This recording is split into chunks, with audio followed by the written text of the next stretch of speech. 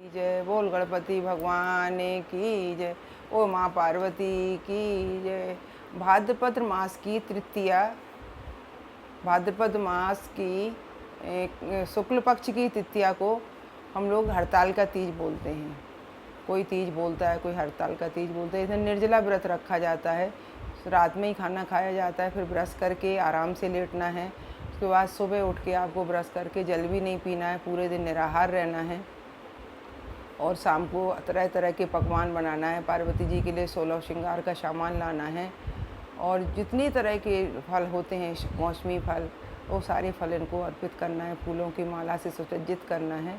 और ये व्रत हमारे बिहार में भी बहुत रहा जाता है, हर सौभाग्यवती स्त्री रहती है और यूपी में, एमपी में, सब जगह इस व्रत का बहुत महत्व है। अपने पति की लंबी आयु के लिए हर स्त्री इसको व्रत करती है। बोल शंकर भगवान की जय।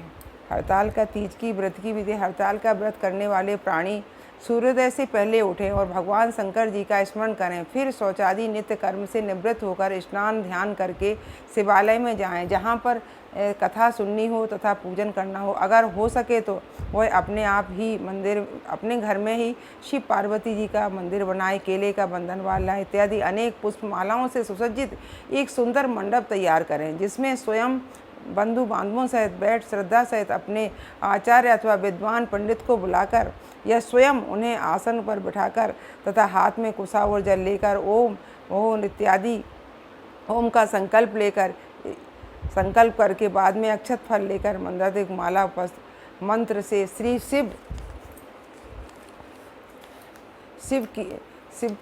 की स्तुति करें। शिव की स्तुति करने से जो फल मिलता है, माँ पार्वती जी का ध्यान करें। आगाचित देव मंत्र द्वारा आवाहन करके शिवे शिवप्रिय मंत्र से वाग दें। संसार ताप मंत्र से अध्य दें। राज सौभाग्य से मंत्र द्वारा आचमन करावें। तत्पश्चात स्वर्ण की बनी मूर्ति प्रतिमा को पंचायत से स्नान करावे और फिर मंदादिक मंत्र सूत्र से जल स्नान करावे। ब्रह्म योग मंत्र द्वारा ब्रह्मादिक का जोड़ा अर्पण करें। ना हो सके तो मिट्टी के शंकर पार्वती जी की बहुत सुंदर सी मूर्ति बनाकर उसको सुसज्जित करके फूल मालाओं से, वस्त्रों से उसमें सब तरह से सुगंधित पुष्प जला करके उसकी स्थापना करें और घर में ही मंडप बनावें। नौवेद फल, पुंगी फल, जो जिस तरह की मिठाइयाँ हैं, पान, सुपारी, नारियल, सौभाग्यवती, यही प्रार्थना करें कि हमारे सौभाग्य को अखंड करो। बोल शंकर भगवान की जय। इस तरह से जल अर्पण करके माँ पार्वती को और इस शंकर जी को जल अर्पण करके हमको तिलक करना है और इस तरह से हमको बेलपत्री चढ़ाना है, फल चढ़ाना है। इस तरह से माँ पार्वती को और पान, सुपारी, दक्षिणा सब लेके माँ पार्वती को अर्पण करना है और माँ पार्वती को श्रृंगार का सामान अर्पण करना है। जिसके पास जो भी सामान हो, चूड़ी है, बिंदी है और बिछिए हैं, माँ पार्वती को साड़ी भी अर्पण करें। उसके बाद माँ पार्वती का ये सारा सामान ब्राह्मणी को हम देते हैं। ब्राह्मणी, जो भी ब्राह्मणी होती है उसको हम दे दीजिए। उपास में है, ब्राह्मण है, ब्राह्मणी, उनके घर को सौभाग्यवती स्त्री को देने से हमारा सौभाग्य बढ़ता है। और माँ पार्वती से प्रार्थना करें कि हे माँ पार्वती, जो हमसे गलतियाँ हुई हों वो हमें क्षमा करें। हम लोगों के मीठे पुए भी बनते हैं, ये पुए हम इसमें रख के माँ पार्वती को गुजिया, पपड़ी सब कुछ रख के इसमें माँ पार्वती को अर्पण करते हैं। प्रार्थना करते हैं, माँ पार्वती हमारे अन्न धन सब कुछ भरा रहे, हमारा सौभाग्य अखंड रहे। हे शंकर भगवान, जैसे सबकी कृपा, सबके ऊपर कृपा करते हैं, वैसे हमारे ऊपर भी कृपा करें। वो शंकर भगवान ने कीजिए। हर कोई आपको विधि बताता है हड़ताल का तीज की। हम आपको कथा भी सुना रहे हैं। इस तरह के आज के कोरोना के उसमें कोई बाहर नहीं जा सकता है कथा सुनने के लिए, किसी के पास पुस्तक नहीं है और हमेशा आपको नेट पे पड़ी रहेगी। इसलिए हड़ताल का तीज की हम आपको कथा सुनाते हैं, आप ध्यानपूर्वक सुने। सभी बहनों से निवेदन है कि ये व्रत रखें, जो नहीं रखते हैं तो भगवान शंकर का ध्यान करके कथा जरूर सुन सकते हैं। वो शंकर भगवान की, वो माँ पार्वती की जय। अथ हरतालिका व्रत कथा सुनी जो इस तरह से है, जिसकी दिव्य बेस राशि पर मंदार मंदार के पुष्प की माला शोभा देती है। जिस भगवान चंद्रशेखर के कंठ में मुंडों की माला ये पड़ी हुई जो माता पार्वती दिव्य वस्त्रों से दिवंगर वेश धारण किए हैं, उन दोनों भगवती और तथा शंकर को नमस्कार करता हूँ। कैलाश पर्वत के शिखर पर माता पार्वती ने महादेव से पूछा, हे महादेव, अब हमसे आप गुप्त से गुप्त वार्ता कहिए, जो सबके लिए सब धर्मों से सरल और अथवा महान फल देने वाली हो। हे नाथ, अब आप हमसे भली भांति प्रसन्न होकर आप मेरे सम्मुख प्रकट कीजिए। हे नाथ, आप यदि मंत्र और अंत रहित आपकी माया का कोई पार नहीं है। अब हम आपको किस प्रकार से प्राप्त करें और कौन कौन से दान पुण्य फल से आप हमें वर के रूप में मिलें। तब महादेव जी बोले, हे देवी सुनो, उस व्रत को कहता हूँ जो परम गुप्त है, मेरा सर्वस्व है। जैसे तारागणों में चंद्रमा, ग्रहों में सूर्य, वर्णों में ब्राह्मण और देवताओं में गंगा, पुराणों में महाभारत, वेदों में साम, इंद्रियों में मन श्रेष्ठ है, वैसे पुराण वेद के से मैं इसका वर्णन आया है, जिसके प्रभाव से तुमको मेरा आसन प्राप्त हुआ है। हे प्रिय, यही मैं तुमसे वर्णन करता हूँ। अब सुनो। भादो मास के शुक्ल पक्ष की हस्त नक्षत्र तृतीया तीज के दिन को इस व्रत का अनुष्ठान करने से सब पापों का नाश हो जाता है। हे देवी सुनो, तुमने पहले हिमालय पर्वत पर इस व्रत को किया था, जो मैं सुनाता हूँ। पार्वती जी बोलती हैं, हे, इस व्रत को मैंने किस लिए किया था, वह सुनने की इच्छा है, सो कहिए। शंकर जी बोले, आर्याव्रत में हिमांचल नामक एक पर्वत है, जहाँ अनेक प्रकार के पक्षीगण रहते हैं, अनेक प्रकार के मृग आदि जहाँ विचरण करते हैं, जहाँ देवता गंध वो सहित किन्नर आदि सिद्धजन रहते हैं। गंधर्वगण प्रसन्नतापूर्वक गान करते हैं। पहाड़ों के शिखर कंचन मणि वैद्य आदि से सुशोभित रहते हैं। वह गिरिराज आकाश को अपना मित्र जानकर अपने शिखर रूपी हाथ से छूता रहता है, जो सदैव बर्फ से ढका हुआ गंगा जी की कल कल ध्वनि से शब्दायमान रखते हैं। हे गिरिजे, तुमने बाल्यकाल में इसी स्थान पर तप किया था। 12 साल नीचे को मुख करके धूम्रपान किया। तब फिर 14 वर्ष तुमने बेल के पत्ते भोजन करके तप किया। माघ के महीने में जल में रहकर तथा वैशाख में अन्न में प्रवेश करके तप किया। श्रावण के महीने में बाहर खुले निवास कर अन्न जल त्याग तप करती रहीं। तुम्हारे कष्ट को देख तुम्हारे पिता को चिंता हुई। वे चिंतातुर होकर सोचने लगे कि मैं इस कन्या को किसके साथ वरण करूं। देवर्षि नारद जी, तुमने शैलपुत्री को देखा तो तुम्हारे पिता हिमाचल ने देवर्षि को अर्ध पद्म आसन देकर सम्मान सहित बैठाया और कहा, हे मुनिवर, आज आपने यहाँ तक आने का कैसे कष्ट किया। आज मेरा अहोभाग्य कि आपका सौभागमन यहाँ पर हुआ। कहिए क्या आज्ञा है। तब नारद जी बोले, हे गिरिराज, मैं विष्णु का भेजा हुआ आया हूँ। तुम मेरी बात सुनो। आप अपनी लड़की को उत्तम वरदान करें। ब्रह्मा, इंद्र, शिव आदि देवताओं में विष्णु के समान कोई नहीं है, इसलिए तुम मेरे मत से आप अपनी पुत्री का दान विष्णु भगवान को दे दें। हिमाचल बोले, यदि भगवान वासुदेव स्वयं ही पुत्री को ग्रहण करना चाहते हैं तो फिर इसी कार्य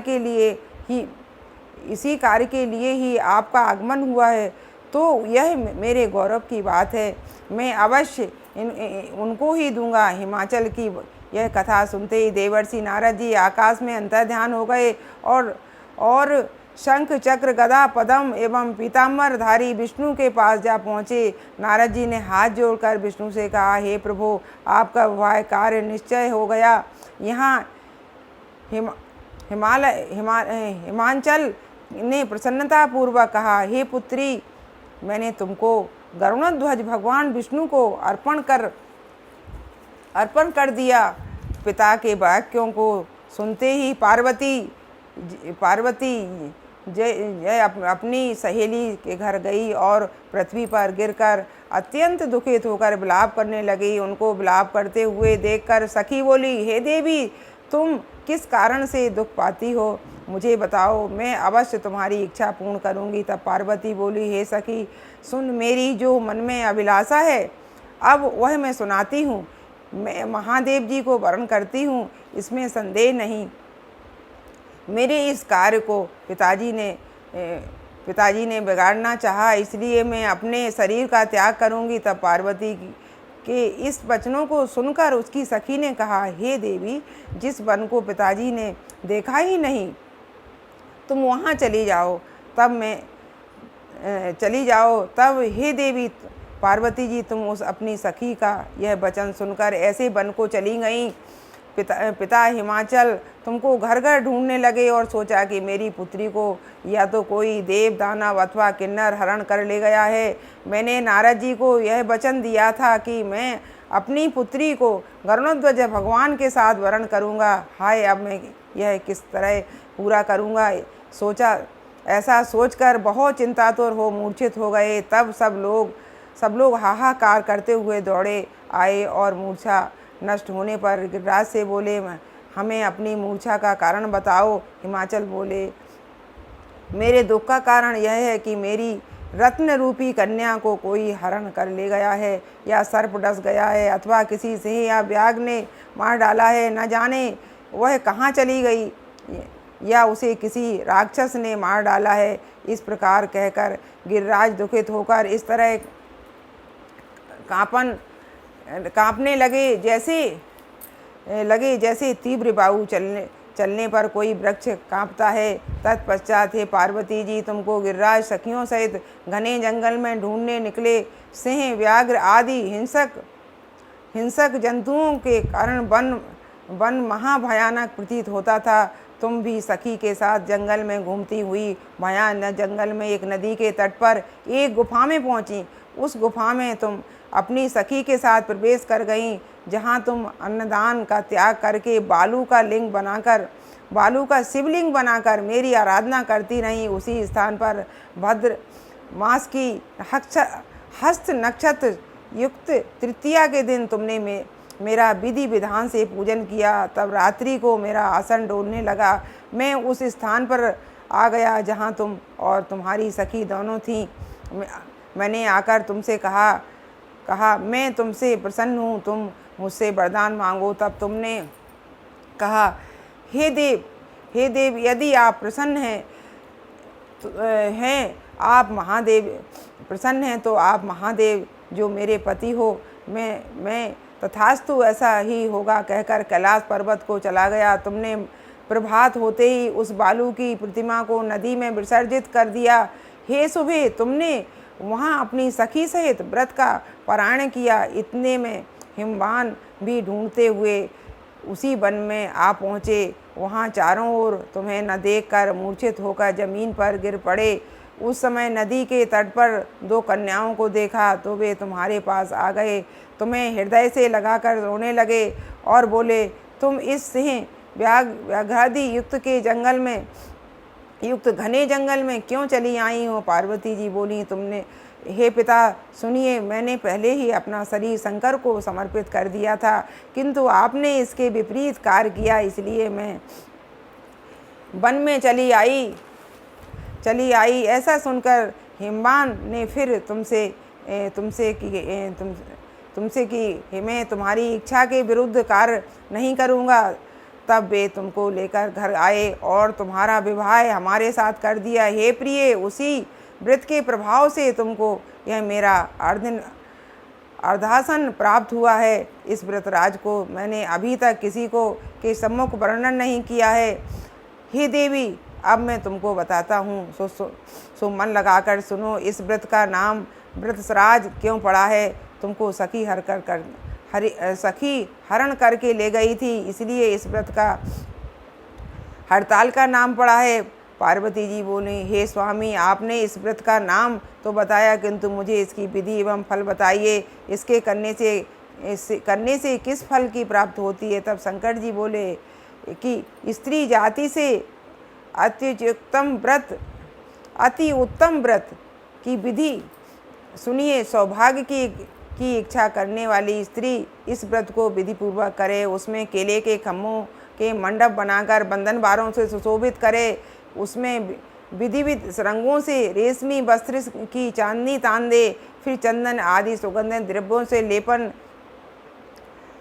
लेपन स्त्रियों एकत्र को शंख मृदंग बजावे। विधि पूर्वक मंगलाचार करके गौरा और शंकर स्वर्ण निर्मित प्रतिमाओं को स्थापित करे। फिर शिव जी व पार्वती जी का गंध धूप दीप पुष्प आदि से विधि सहित पूजन कर अनेक प्रकार के नौवेद मिठाइयों का भोग लगा दे और रात को जागरण करे। नारियल सुपारी जबरी नींबू लौंग अनार नारंगी आदि फलों को एकत्र करके धूप दीप आदि मंत्रों द्वारा पूजन करे। फिर मंत्रोच्चारण करे। शिवाय ओम नमः शिवाय से लेकर ओम्यास तक के मंत्रों में प्रार्थना कर।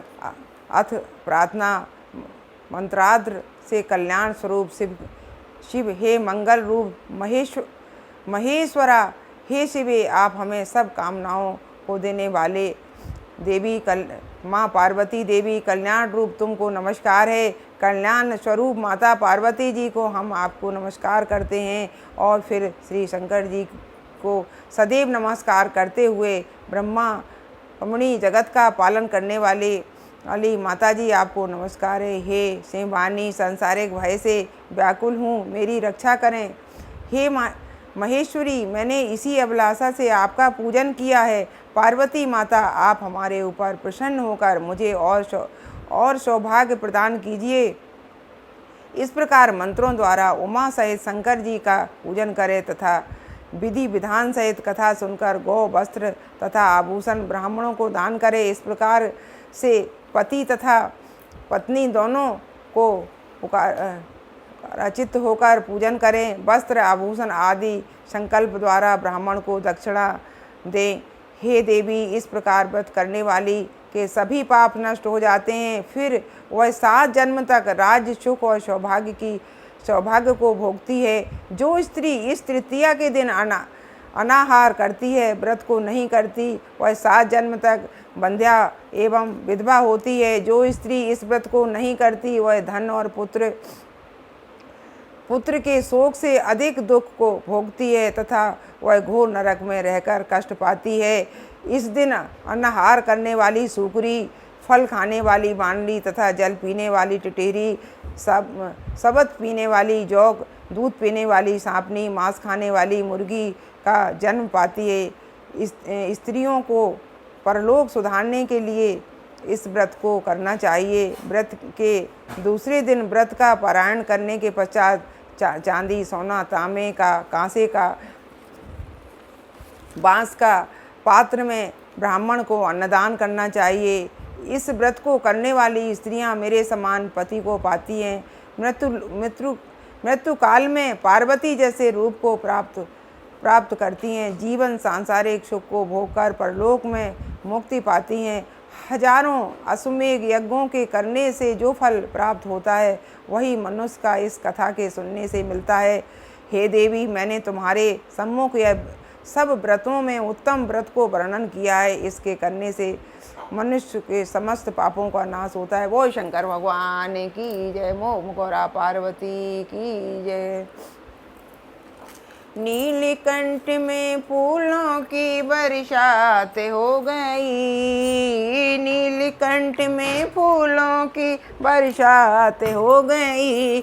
मेरी मैया जी की शादी भोले से हो गई।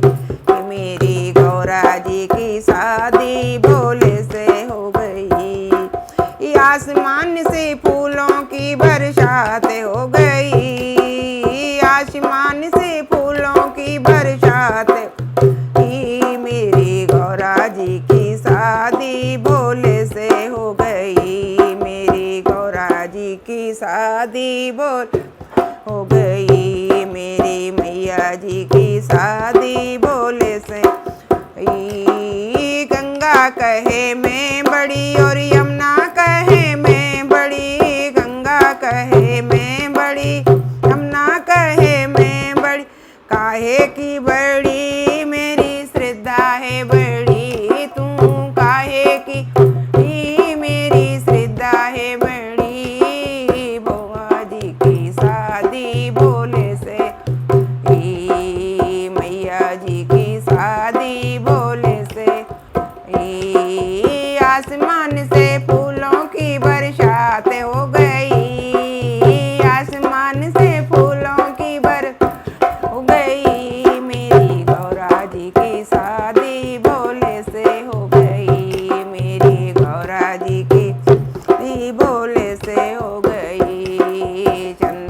कहे मैं बड़ा और सूरज कहे मैं बड़ा, चंदा कहे मैं बड़ा और सूरज कहे मैं, अरे काहे का बड़ा मेरी श्रद्धा है बड़ी, तू काहे का बड़ा मेरी श्रद्धा बड़ी, मैया जी की शादी भोले से हो गई, मेरी गौरा जी की शादी भोले,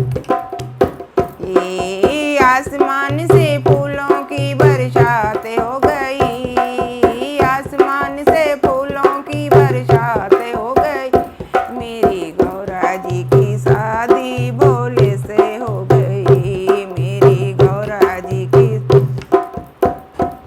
हे डमरू कहे मैं बड़ा, त्रिशूल कहे मैं बड़ा, डमरू कहे मैं बड़ा, त्रिशूल मैं बड़ा, अरे काहे के बड़े मेरे हाथों में पड़े, बोले कहते हैं काहे के बड़े मेरे हाथों में पड़े, गौरा जी की शादी भोले से हो गई, मैया जी की शादी भोले से, आसमान से फूलों की बरसात हो गई, आसमान से फूलों की बरसात हो गई, मेरी मैया जी की शादी भोले से हो गई, मेरी गौरा जी की शादी भोले से।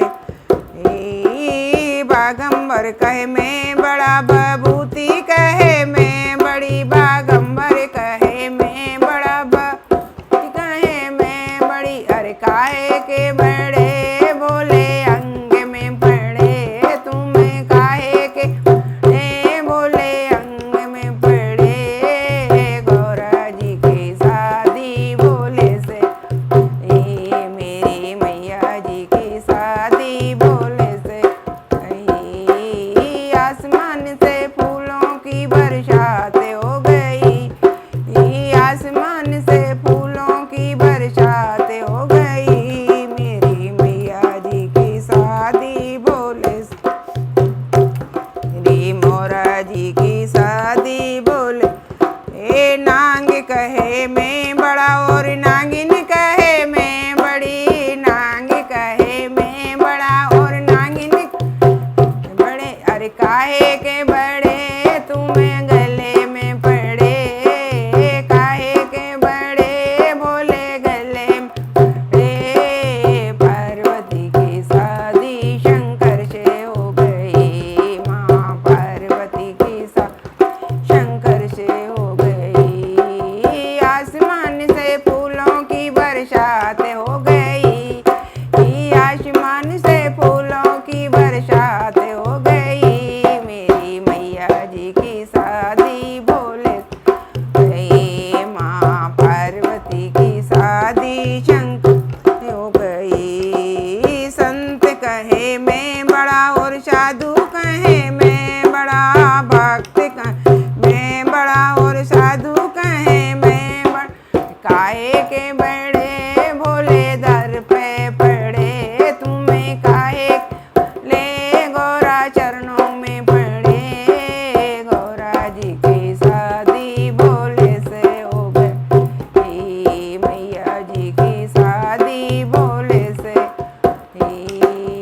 आसमान से फूलों की बरसात हो गई, आसमान से फूलों की बरसात हो गई, मेरी मैया जी की शादी भोले से गई, मेरी गौरा जी की शादी भोले से। ओ शंकर भगवान की जय, माँ गौरा पार्वती की। आज रात्रि भर जागरण करना है, शिव भाई पढ़ना है, भजन करना है, 12 बजे पूजा करेंगे, फिर 4 बजे, फिर सुबह इसी तरह आज की रात के जागरण करेंगे और भगवान की पूजा करेंगे और शंकर भगवान से प्रार्थना करेंगे, ये भगवान सबकी प्रार्थना को स्वीकार करो। ओ शंकर भगवान की जय, और माँ गौरा पार्वती की जय। हम लोग आरती करेंगे, हवन करेंगे।